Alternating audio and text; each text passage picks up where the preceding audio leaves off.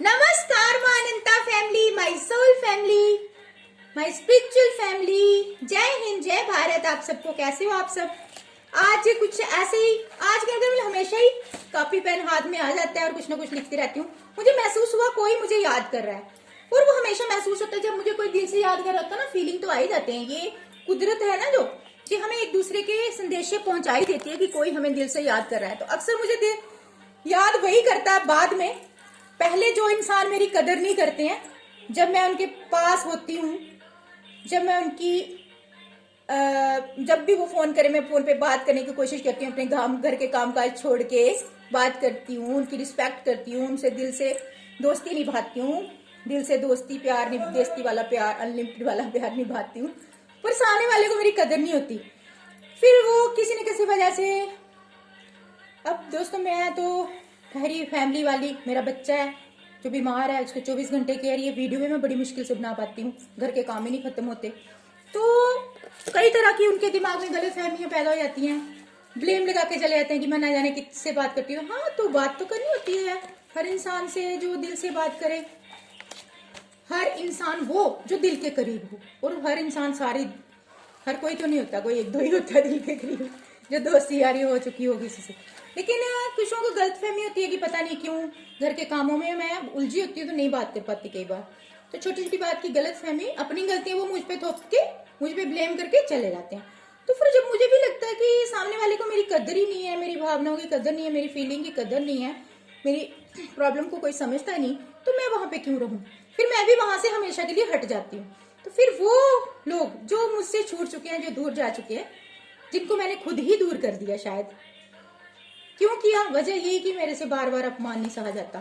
कोई अगर ये सोचे कि वो बार बार जब मन करे मेरी जिंदगी में आ जाए, जब मन करे चले जाए, महीनों सालों बाद फोन करके बोलेगी हाँ अब मुझे तेरी याद आ रही है, तो जब हमें याद आती तब हमारा कोई नहीं, उनको याद आती तो हम कैसे हमेशा हाजिर रहे? भाई हमारी भी तो अपनी लाइफ की प्रॉब्लम है।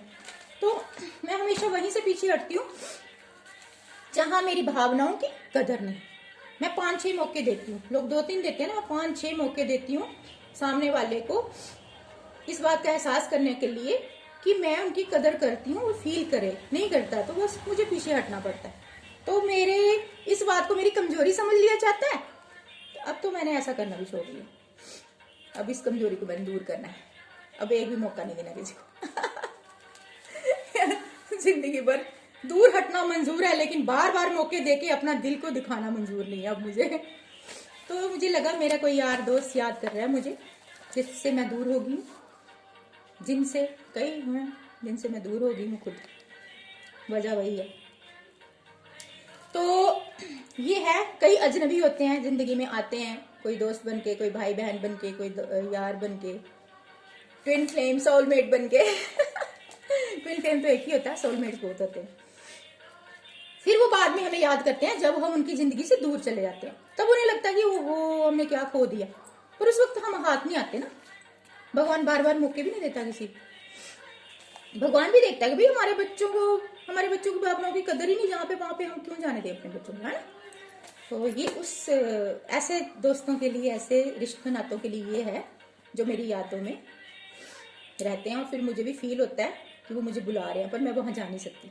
तो उनके लिए है, मेरे यार को मेरी यारी का पल पल एहसास होता तो होगा, कोई दूर रह के भी दिल के पास है, कारण कोई खास तो होगा।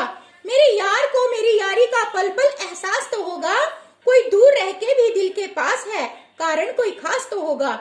जिन्हें कुदरत खुद मिलवाती है इसमें कोई राज तो होगा, जिन्हें कुदरत खुद मिलवाती है इसमें कोई राज तो होगा। ये रिश्ते रूहानी होते हैं इसमें कोई दाग ना होगा, जो रिश्ते रूहानी होते हैं उसमें कोई दाग ना होगा। मेरी यादों से मेरे यार का दिल तो आबाद होगा, मेरी यादों से मेरे यार का दिल भी आबाद तो होगा। दो यारों को जुदा करने वाला एक दिन बर्बाद तो होगा। कोई भी दोस्त, सच्चे दोस्त, रिश्तेदार, प्रेमी, पति पत्नी, इन दोनों के बीच में जब कोई तीसरा दूरियों का कारण बनता है ना, वो एक दिन जरूर बर्बाद होता है दोस्तों।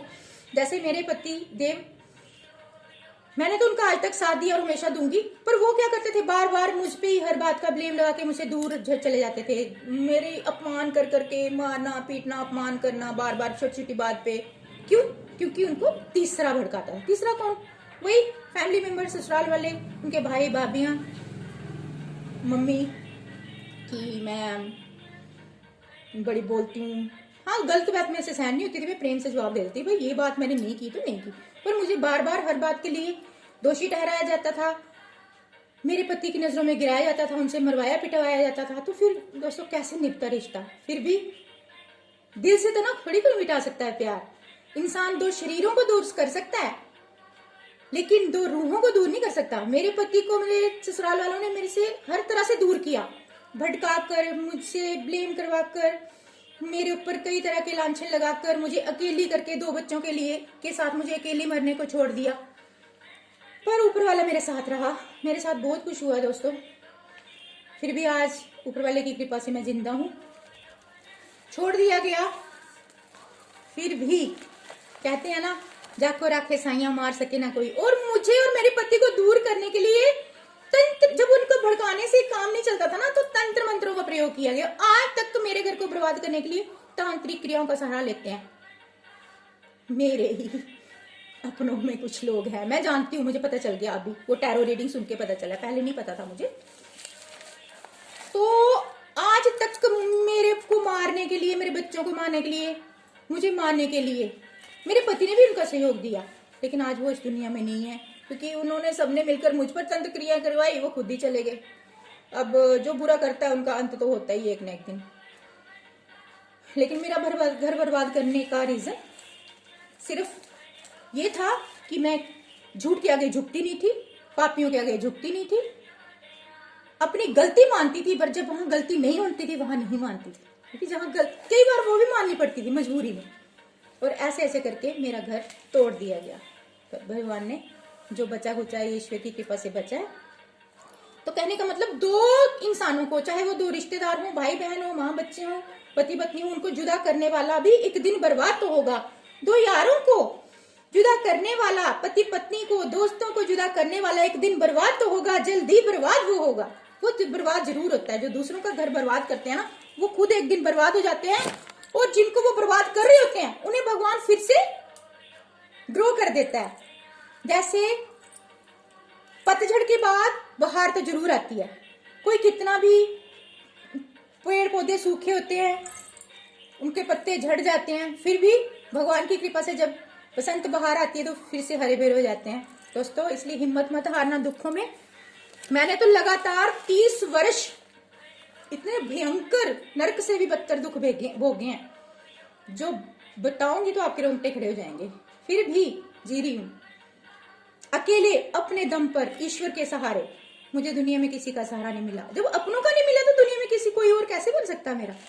और जिनसे भी मैंने उम्मीदें लगाई वही तोड़ तोड़ के चले गए। फिर मैंने सोचा हो सारी दुनिया एक जैसी नहीं है। मुट्ठी भर दुनिया में कुछ लोग होते हैं जो नेगेटिव, जो सपोर्ट नहीं करते हैं, पर सारी दुनिया एक जैसी नहीं है। मुझे आज भी उम्मीद है कि दुनिया में अच्छे लोग हैं। माना किस मुट्ठी भर लोगों ने मुझे तोड़ा, अपनों ने, कुछ लोगों ने, कुछ अपनों ने तोड़ा, इस तरह से मिटा दिया था मुझे कि मेरा कोई वजूद ही नहीं रहा था। आज अगर मैं जिंदा हूं तो ईश्वर की कृपा से हूं।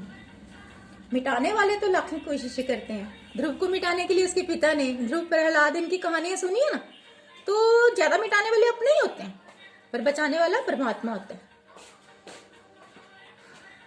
तो मेरा यही कहना है, जितने मर्जी दुख आए, अपने सत्य और प्रेम के पथ को कभी नहीं छोड़ना। मुझे झुकाने के लिए क्या क्या प्रयत्न किए गए, मुझे मिटाने के लिए, मुझे झुकाने के लिए, लेकिन सत्य कभी झुकता है क्या? प्रेम कभी झुकता है क्या? अरे प्रेम प्रेम करता है शान से, झुकता नहीं है। प्रेम बदले में ना कुछ चाहता है, बस निस्वार्थ भाव से प्रेम करता है और सत्य अपने पथ पर चलता है। झूठ के आगे कभी नहीं झुकता, चाहे उसके आगे लाखों साजिशें रचने वाले आ जाएं, तांत्रिक क्रियाएं करवा लो, मुझे मारने के लिए क्या क्या नहीं करवाया गया, लेकिन ये आदि शक्तिमान अनंता पिंडी स्वरूप में मेरे साथ हमेशा से विराजमान है। 2009 से विराजमान है। मिटाने वाले खुद मिट जाएंगे, खुद मिटते होंगे अपने जल जल के, पर हमें मिटाने वाले खुद एक दिन मिट जाएंगे। हमें कोई नहीं मिटा सकता, क्योंकि जिस पर ईश्वर का हाथ है ना, उसे कोई नहीं मिटा सकता। माना दुख दर्द आते हैं, बड़े बड़े भक्तों की लाइफ में दुख दर्द तो आते हैं ना, मीरा, ध्रुव, प्रहलाद, भिल्लनी, माँ सीता, राधा, इनकी जब जीवन गाथा पढ़ो ना, तो मेरे में हिम्मत आ जाती है कि अरे तब इन्होंने दुख देखे तो मैं क्या हूँ, मैं तो इनके चरणों की धूल भी नहीं, फिर भी माँ ने मुझे अपने चरणों की धूल को उठाकर फूल में बदल दिया। तो unlimited love you from me, from माँ अनंता। इन हवाओं में ये पहुंचता जरूर है अब तक ये प्यार, इन हवाओं में, इन वादियों में, धरती में, आसमान में और आप सबकी रूहों में।